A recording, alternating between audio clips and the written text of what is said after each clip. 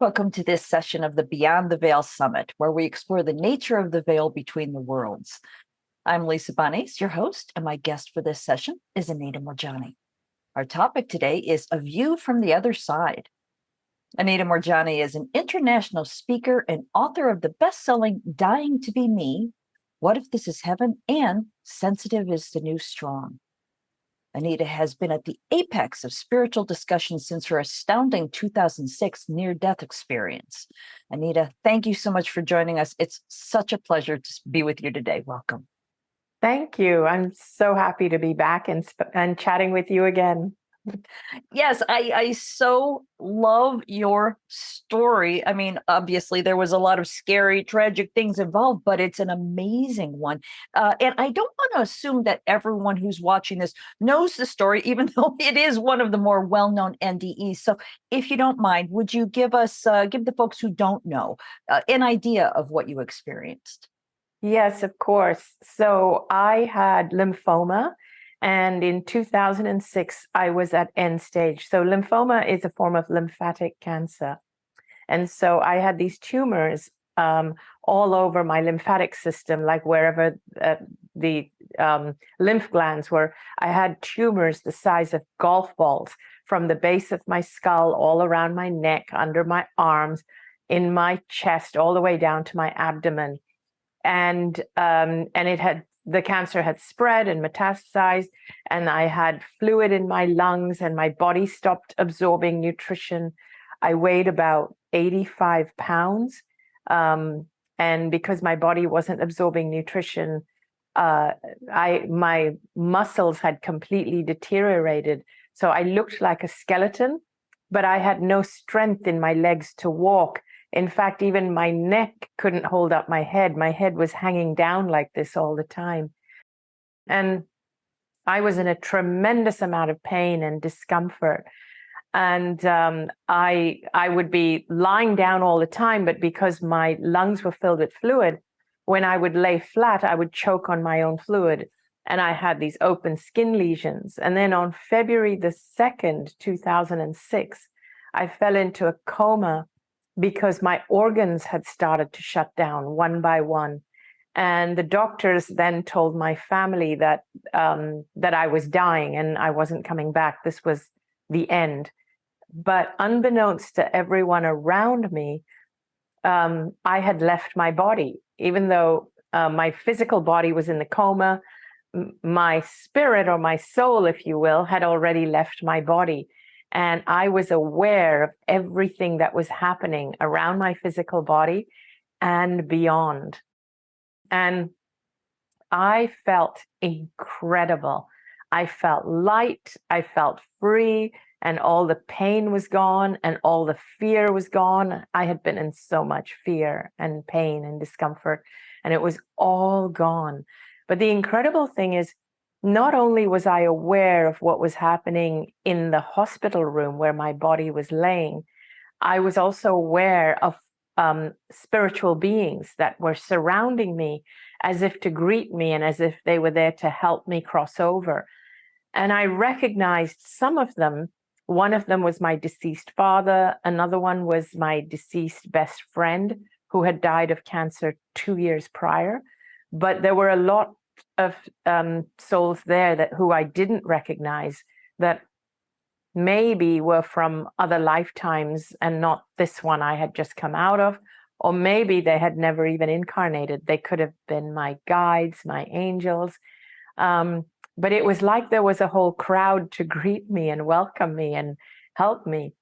But what stood out most was how I felt completely just loved, like enveloped, in this ocean of love.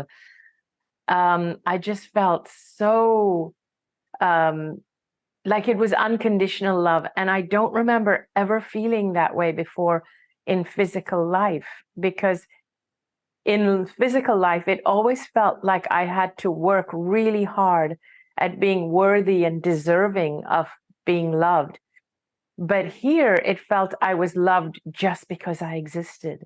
There was no reason not to be loved. And it felt like I was being welcomed back home. I was home, and I was being welcomed back home after being on an arduous journey. And it was almost like I was being congratulated for having endured the life that I had.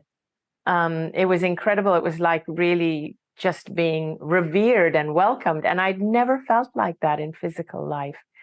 And I was in the coma for about 30 to 36 hours. And a lot happened while I was there. And I'm going to unravel it as we move forward in our conversation through your questions. But basically, I reached a point where I was given a choice as to whether I wanted to come back or not. And no part of me wanted to come back because my physical body was dying, and I had been suffering, and my family had been suffering, looking after me. So no part of me wanted to come back. But I felt my father, my dad, was telling me that it's not my time. And now that I know the truth, basically, of how powerful I am and how loved I am, I needed to go back and live my life fearlessly. Now, this state was like a state of clarity. And because of the clarity, I started to understand why I had got cancer, why this had happened. And I started to realize how powerful my spirit truly is. And so with that, I also understood that if I made the decision to come back into my physical body, that my body would heal very, very quickly. And I could see while I was there the trajectory of my healing. And I started to see, as soon as my dad said, it's not your time and you need to go back, and he said, you have some gifts waiting for you on the other side, I started to see my life unravel if I chose to go back. I wasn't being forced, but I was being encouraged to go back. And it almost felt like I would have wasted the lessons of the first half of my life if I didn't go back. And so I made the decision to come back into my body. And sure enough, my physical body healed very quickly. In 5 days, my tumors shrunk by about 60%. In 3 weeks, they could find no trace of cancer in my body. I was just building up strength in my physical body so that I could start walking again and functioning again.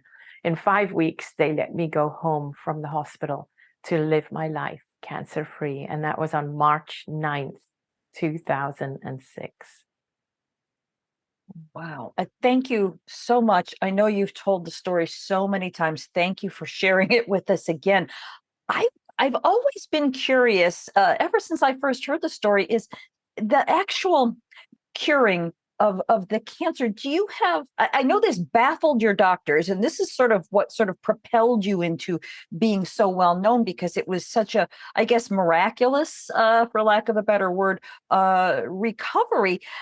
Do you have any concept of what actually happened? I do. And so this is a really interesting dichotomy that I have faced ever since I came back. I believed after I came back, I honestly believed that I had discovered the truth about what disease in our physical body really is, particularly cancer, for example, because that's what I went through. And I realized things about how to heal it and so on. And I was determined to shout it from the rooftops, not realizing the huge pushback I would get. So the dichotomy here is that you have these people in the medical community that don't know what to write in my medical reports. And when I tell them what it is that I learned on the other side, they push back, and then they say, no, that's your mind, that's the drugs, that's, so I stopped sharing because we live in a world where there's so much divisiveness that you have a pocket of people who really are hungry for this information, and you have another pocket of people who are so invested in the pharmaceutical, drug, medical paradigm that they will do anything to push back against anything that goes against it. Because, and I didn't understand all this in the beginning, because I thought, oh, I think I have the cure for cancer, which was naive of me to think that people would be receptive to this, because I was like, I bet everybody wants to hear it. And I wanted to shout it from the rooftops. And I realized, no, the loudest voices among us don't want to hear it. It's the other voices that do, the pockets of people. But everything I learned on the other side goes against everything that we have been taught here by mainstream anything, by mainstream medicine, by mainstream media, by mainstream education, by mainstream religions. Everything I learned on the other side is the opposite of what we really need to know in order to thrive and not only survive, but to thrive and be joyful and happy. And it really goes against the grain of mainstream anything. So I have to be very careful and tread carefully how I share my messages, because in the public arena, it can get shut down. But I know that audiences like Shift Network's audiences are totally open. They're a very spiritually mature audience, and they're hungry for messages like this. And so basically, sorry, back to your question, what do I think actually happened? So one of the things I realized is that most of our diseases, and I really mean most of them, are not physical diseases that seek or are warrant medical cures.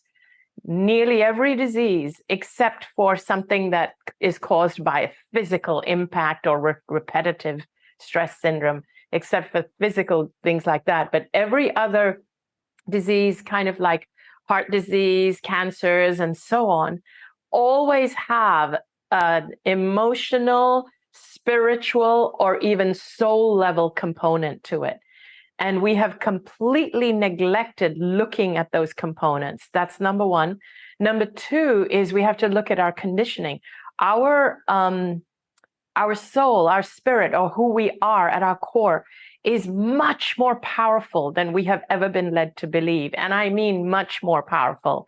Like, we have come here for a purpose. We've come here to shine our lights huge and to be who we are. But we have been quelched by, whether it's by education, by mainstream media, by religions, and so on. We've been quelched.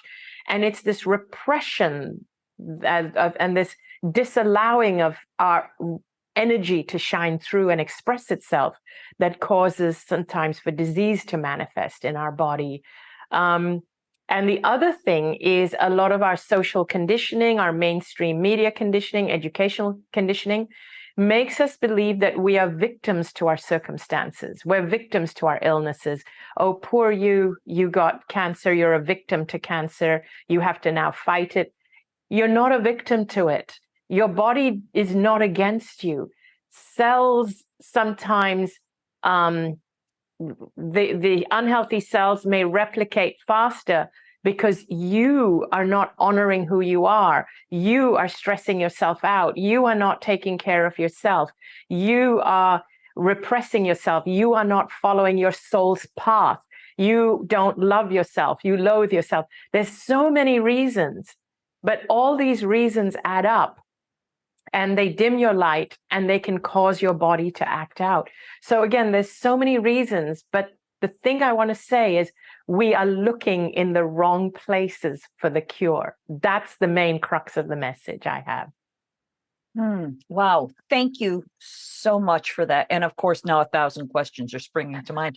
The first one is that I know that people who are watching this, myself included, when you're working on bringing yourself into, your best health, your highest health, et cetera, it's really easy to blame yourself for, I caused this illness, or, you get angry at your body for betraying you, et cetera. There's all this stuff in our heads. And I'm sure that you experienced this yourself, or you would not have ended up where you did. How do we even begin to tap into that core self, that healing self inside, without having to have an NDE? So the reason I share my story is because I don't want other people to go through what I went through. You don't have to have an NDE. I don't recommend it. So first of all, you need to know it's not your fault, no matter where your body is at right now, no matter where. The first step is to learn to accept and love who you are, where you are right now. And every moment of the way, you were doing the best you can with what you know. So unfortunately, again, because we live in a world of duality, there's one side where we think our illness is the fault of everything else. In other words, we think we're a victim of our illness. When you believe that you're a victim of your illness and you have nothing to do with it, it just happened to you. And so you have to go out there and fight it like a battle. What happens is you lose control of your body and the health of your body. You're giving the control to an outside force. On the other hand, you can go too far in believing that you caused it, that you start blaming yourself and beating yourself up and judging yourself. So I want people to be aware of the two sides of this coin. So one side being, oh, I'm a helpless victim, this happened to me. No, there's a lot you can do. There's a lot you're responsible for. And the other side is, oh, it's my fault and I hate myself and look at me. No, it's not your fault. You have to love yourself where you are. So what I tell people, the best way I can think of to look at it is, imagine if you have a child or a pet who is going through an illness right now. Number one, do you blame the child or the pet? No, you don't blame them. But number two, do you go out of your way to find out how you can help them and alleviate the situation and reverse it? Yes, you do. And why do you do that? Because you love that child or that pet. We have to love ourselves as if we are our own child or our own pet. Look at how much you love your pet dog, your pet cat, or your child. Love yourself that much. You have to love yourself that much, because the more you love yourself, the more you will be willing to do for yourself, to heal yourself and take care of yourself. And when you love yourself and you're healing from the perspective of love, like you would your child or your pet, you're not blaming that person. So you're not blaming yourself. So always think of it that way. I have to love myself as though I am taking care of myself, as though I am my own child or pet. Yeah. Okay. Thank you for that. That makes tremendous sense. I appreciate that. Now, I want to go back to our topic today is a view from the other side. And so I wanted to ask, what did it look like for you on the other side, so to speak? And do you think it's different for everyone depending on what they expect? I think that to an extent, it is different at the point of crossing over.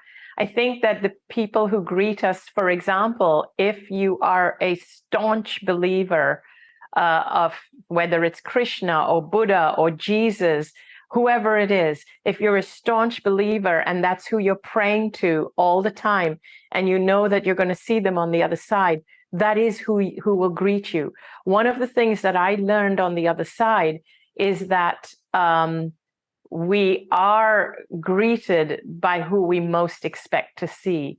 What I learned also is that it's almost like you see through everything that we have been taught over here. So it's like suddenly everything makes sense.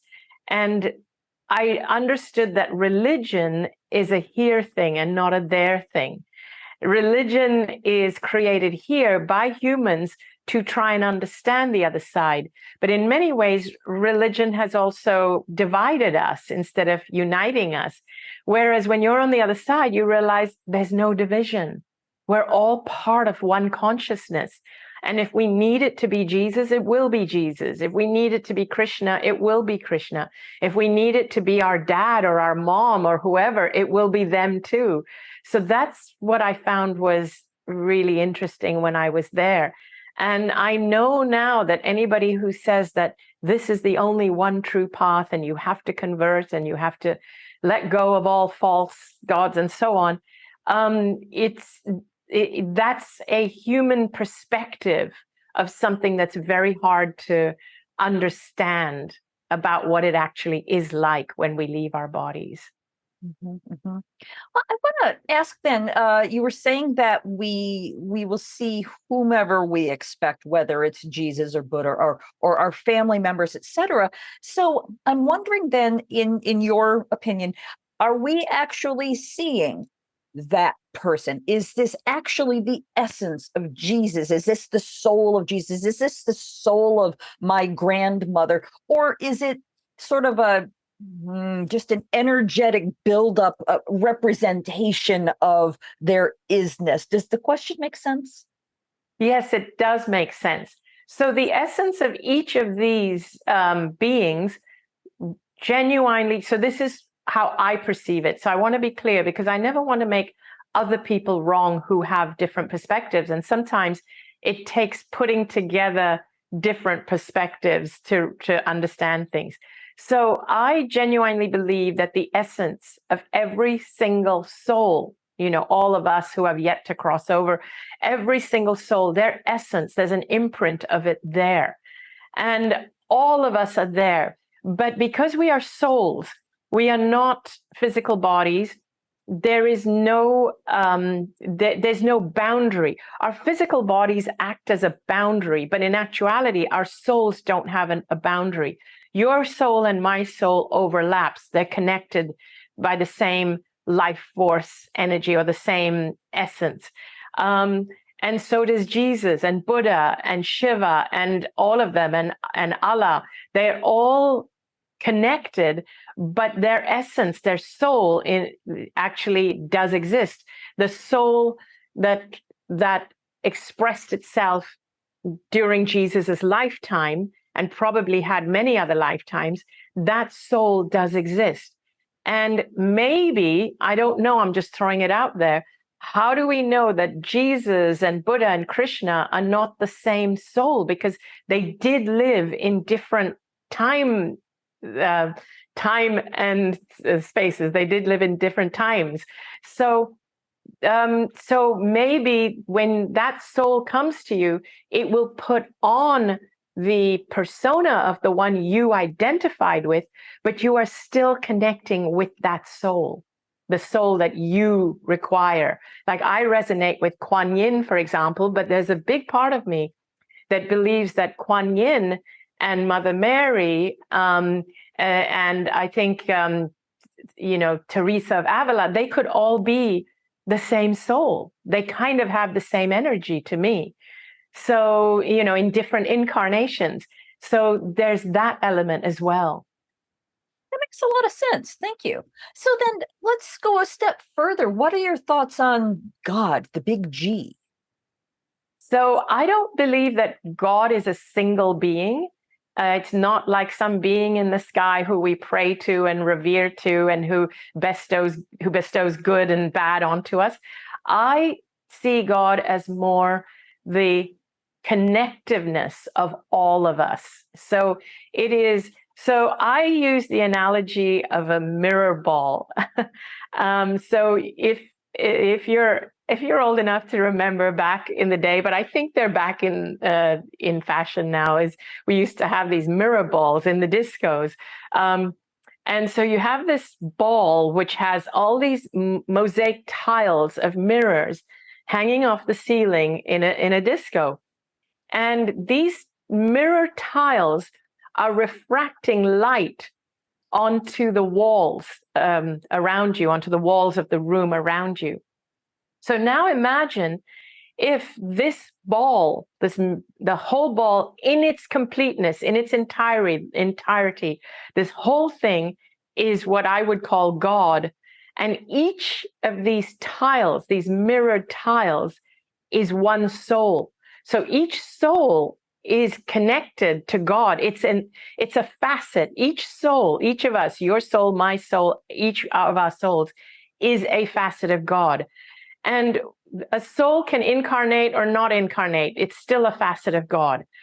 But when light is shone on this mirror ball, it refracts it. And then you see on the wall, you see specks of light. That is us incarnate as a physical being.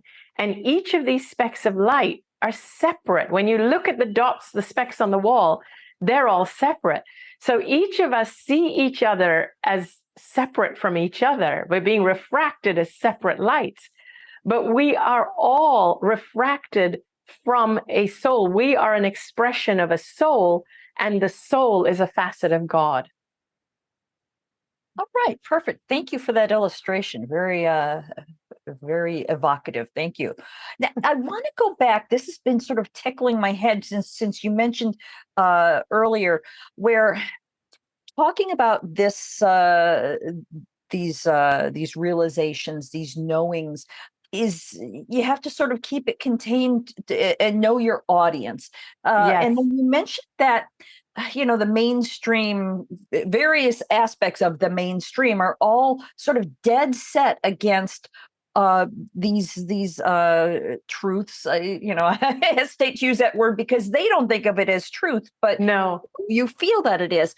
So if so much of the world, and I agree with you on that, is dead set against these knowings coming forward, bubbling up. I realize that there's profits, there's financial interests, etc.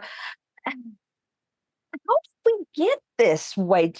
I know what we didn't plan this question, so if you don't have an answer for it, I understand. But just in your experience, in your thoughts, what's up with what we're doing here on this side of the veil in such stark contrast to what the reality, the greater reality is?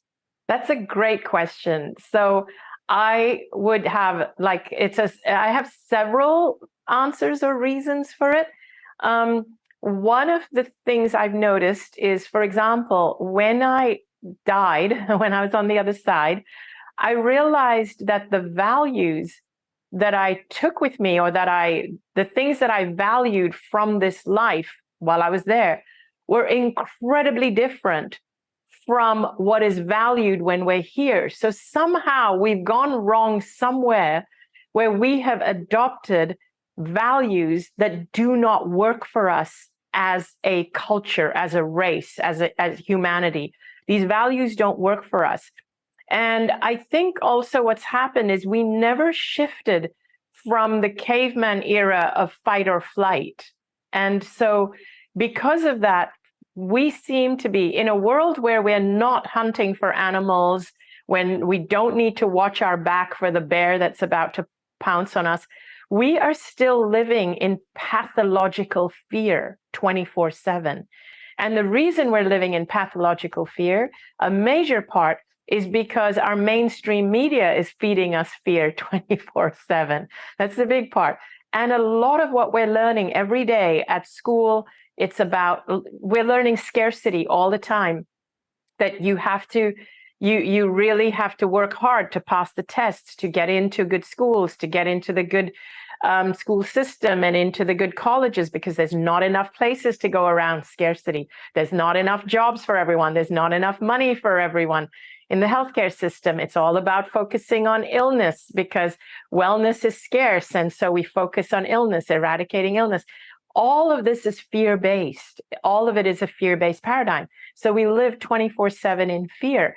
And the other thing is, we tend to value money over anything else. So every single system you look at, whether it's a system, a mainstream media that's based to inform us, whether it's an education system that's made to educate us, whether it's a healthcare system that's made to keep us healthy, all of these systems are failing because they've put money, profits, ahead of the actual job that they are being commissioned to do. Making money is more important than keeping people healthy. Making money is more important than keeping people informed of the truth. Making money is more important than giving people a real education, and so on. So we've put money over and above everything else. When I died, I realized that actually my greatest assets were two things. Time, the time you have here, that's limited. You don't get it back once it's passed. And the second thing is my well-being, my physical health and well-being. Without these two things, you don't exist here. And so when I came back, I realized, wow, everybody here, every single system, the basis of it, the driving force is the money. How much does it cost? How much will the profits be? Is it a good return on investment? But what about, is the time you're putting in worth it? Is it stressing me out that I'm losing my health? Those are not even factored in. So today, the way I live my life is my two most important factors are time and health. And then the next most important thing is relationships. And then finally, it's the money. But the reason for the money is to be able to do those first three things. Mm-hmm. Yeah, that makes so much sense. Now, again, so many questions in my mind. I'm trying to figure out what would come up first. We're talking about how the dichotomy between the two sides, and that this veil between the worlds that we're talking about here in this summit, it almost feels like it's two sides of a coin. But in your view, what actually is the veil? What is it that separates us from the physical world from the non-physical? Very little, very, very little. In fact, if people are open to it, there is no veil. There is no veil. It is a human created veil because I communicate with the other side all the time. I wouldn't be living here if I would be dead if I lived my life the way I was taught to live here in the physical world. That's why I died the first time. The only way I can be alive today and be here today is because I have to live life following the rules that I learned on the other side and not the rules I learned here. And if people are open to it, they can also do the same. But it takes a huge opening of heart and mind, a huge opening of really being willing to see through everything that we have been conditioned to believe here. Mm-hmm.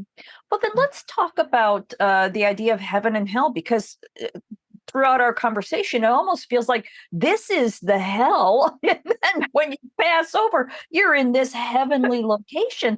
But I don't know, what are your thoughts on hell specifically?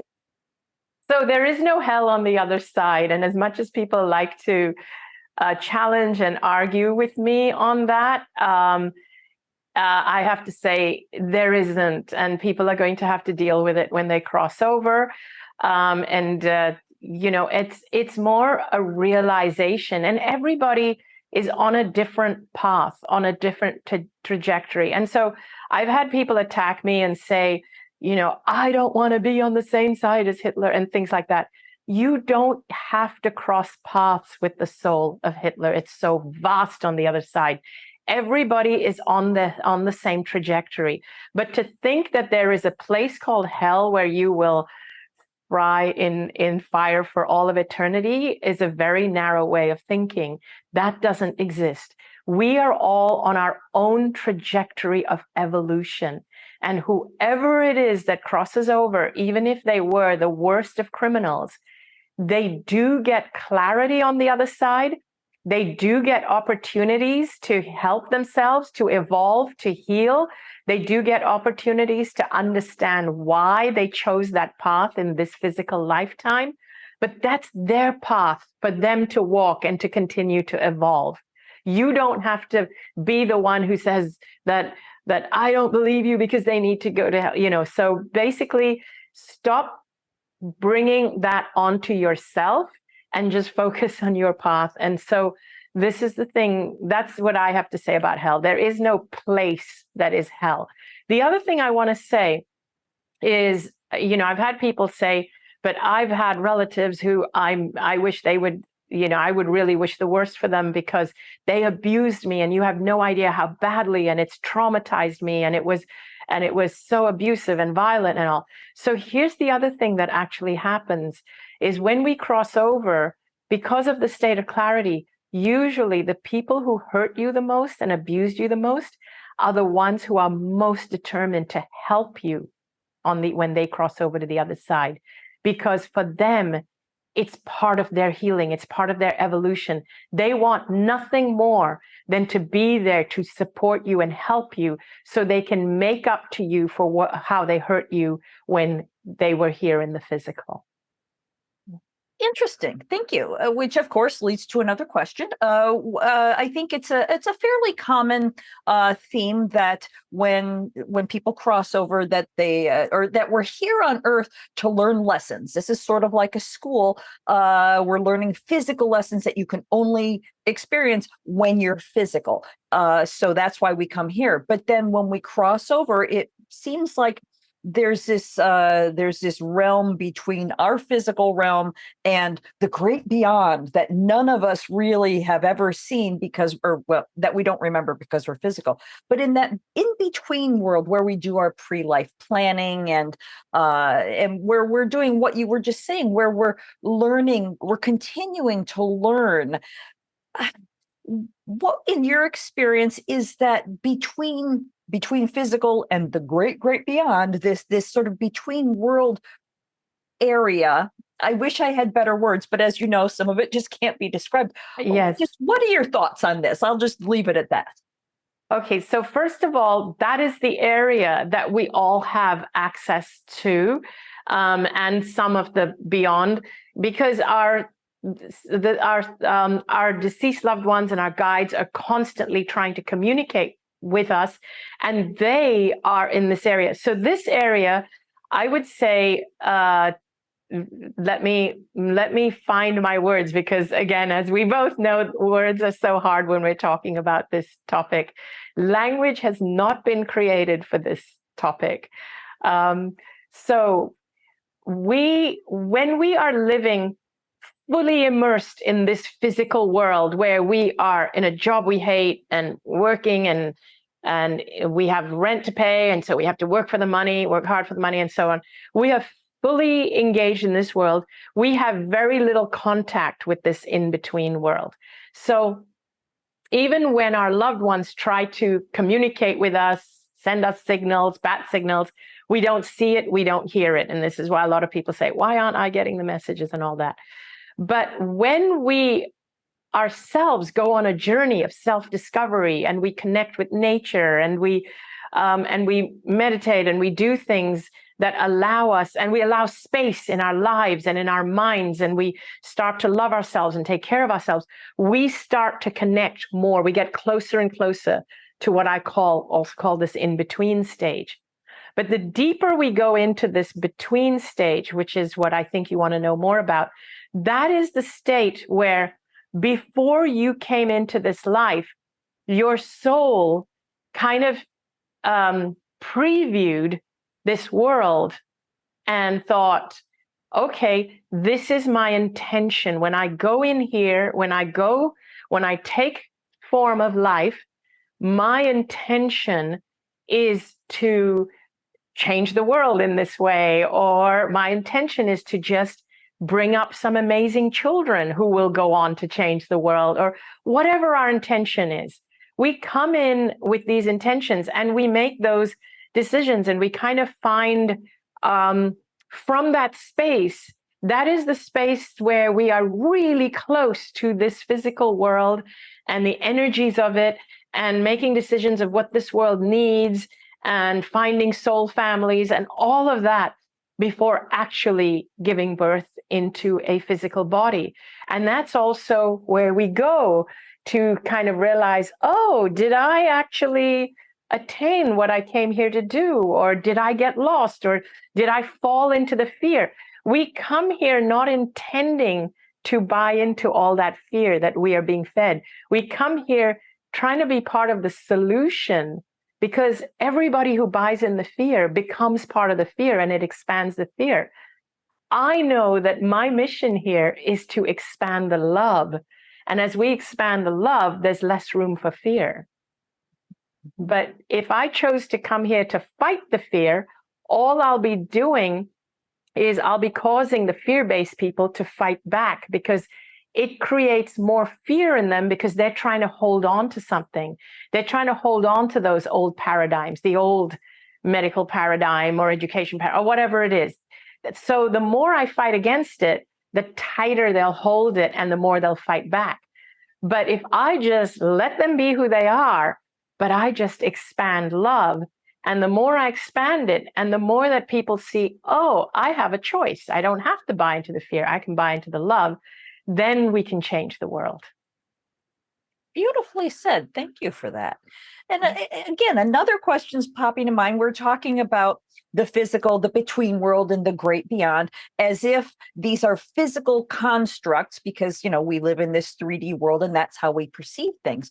But, and again, I know there's no words for this, so let's do our best. In your view, in your experience, where is the other side? Where is this between world? Because we sort of picture it as maybe above the earth, and that heaven is up there, and then outer space is past that. So again, knowing the limitations of languages, do you have any way of expressing where the between world is? Okay. So this is a little more challenging only because our brain, our minds, conceives time as linear and space as well as being boundaried, and because of that. But when we really go into limitlessness, we are really talking about no time. In other words, a future version of you could decide to come and visit you here. We're talking about wormholes. We're talking about even, for example, I actually believe that a lot of times when we see craft, where we call it alien craft, we call it UAP, and in our narrow beliefs, we think, oh, they've just come from another planet and they're more evolved than we are. Yes, it's highly probable that's what it is, but it is also equally probable that in the future, we are so evolved and so developed, and our technology is so developed that we can visit our past selves. So those crafts that we can't understand, the technology that comes here that we can't understand, they could very well be from our evolved future selves.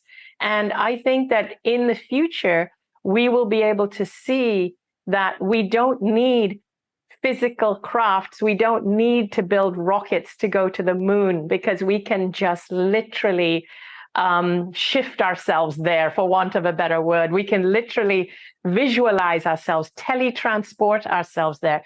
I honestly don't think that a lot of the craft that have visited us, sometimes I even believe they bring the craft here for our benefit. I don't think they need it. I think they're able to teletransport here. Because the way it was so limitless on the other side, but I had to bring back only what serves me to live out the rest of my life. And when my dad told me, actually, before I came back, he said, go back and live your life fearlessly. I wasn't sure exactly what he meant, but now I really understand, because this life is a very, very fear-based, in that fear is the bedrock of what drives this entire culture, this human race. And to live and to create a life that is the opposite, that doesn't buy into that, is challenging. It's very challenging. And people see you as being rebellious and things, and a lot of things. People see me as being a lot of things that I'm actually not. I'm actually someone who's non-confrontational. I'm actually someone who wants to bring peace and love and joy to the planet, but it just goes against the grain of so much of what is out there. So it's an interesting thing. So I understand now more than ever what he means by living fearlessly, because our world continues to get more and more divisive, and I just have to hang in there, because I feel very optimistic that the love will come through.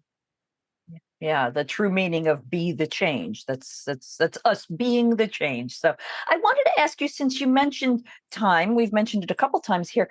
I know from hosting Shift Network things for 7 years now, one of the most frequently asked questions is, how does reincarnation work if time here is what it is and time doesn't exist over there? How can somebody who is here now be incarnated at another time? Or if somebody has passed, how long before they can reincarnate? Yada, yada, yada.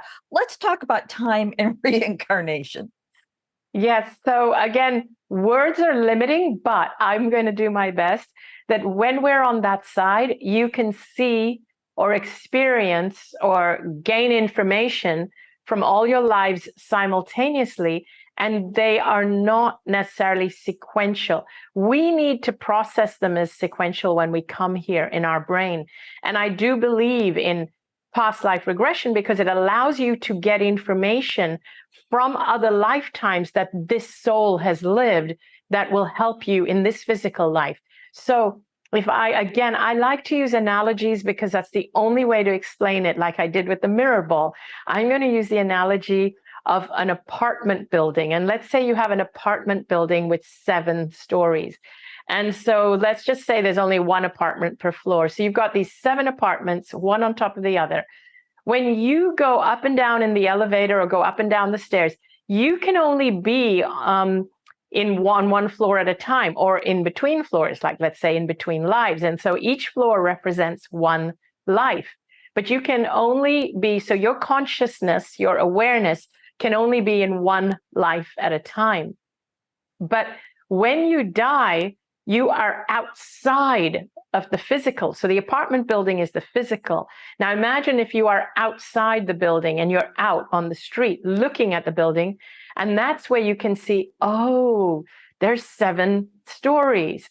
But when you're inside one of the floors, you may not even necessarily know what the outside of the building looks like. You may not even necessarily know how many stories there are. You don't know what the other apartments look like. You physically have to be in the other apartments. So you physically have to be in those other lifetimes to know them. But the whole building is the soul. So my soul, in order to be a complete soul, needs to live out all these lifetimes. But when I step out of each one of these lifetimes and I'm seeing the whole soul, I am the whole soul, I'm aware of all the lifetimes. And I'm aware that, oh, I need to go back. I'm aware of lifetimes I have yet to live. That's kind of the best I can do with explaining it. And again, I want to reiterate that even though time is not linear on the other side and all lives exist simultaneously, it does not negate the benefit of things like past life regression, because you are still accessing other lives that have information that's pertinent to you here. The other thing because language is so limited, a term that I use a lot is infinite net. And I always say the infinite net is far more powerful than the internet, because when I use the mirror ball analogy, every single mirror tile on the ball is connected to each other. That means every soul that has ever existed, that will ever exist, is, because souls are eternal. It's physical bodies that have ever existed or will ever exist. But every soul is connected, and they're all connected on this together. And the whole thing together is what I call God or consciousness. So when you have a need, a desire, and you need help and you need to call for help, if you are actually genuine calling or asking for guidance, for support, and you are calling on the infinite, what I call the infinite net, your soul has access to every other soul. Your soul has access to infinity, to infinite consciousness. And so you have access to the infinite net for your answers to come through. Yeah. I love your analogies. They're perfect. We are so close to out of time. I would love to talk to you for days, but I want to bring up your new book, Sensitive is the New Strong, which says that sensitivity is a strength and not a weakness. I love that. Would you elaborate? I know we've just got a minute or two left, but I'd love to hear what you can share. Okay, I'm going to try and shorten it because it's quite an explanation. So in our paradigm, we tend to think of sensitivity as a weakness. We tend to think of empaths as weak, kindness as weakness. We tend to revere things like ruthlessness, aggression, competitiveness, and we vote people like that into power. And that's why we have the world we have. But if we shifted, if we changed the parameters or the metrics of what it means to be strong, and we decided that in fact the world needs empathy, we need sensitivity, we need compassion, we need love, we need kindness. All these are missing, and we decided that that's what it means to be strong. Those are the traits that are needed, and we started valuing those traits. And we started teaching our children that those are the traits of strength, we would actually see a very different world. And real quick, I wanted to say one more thing to this. We think that sensitive people are weak, but while sensitive people appear to be weak in the physical because they're very easily affected by physical things, by things like stress and just our physical surroundings, and we're affected by people's emotions. Sensitive people actually have the strongest intuition and connection to their soul and to the other side. The more sensitive you are, the more of an empath, the more empathy and compassion you are, and the more of an empath you have, the easier it is for you to connect beyond the veil.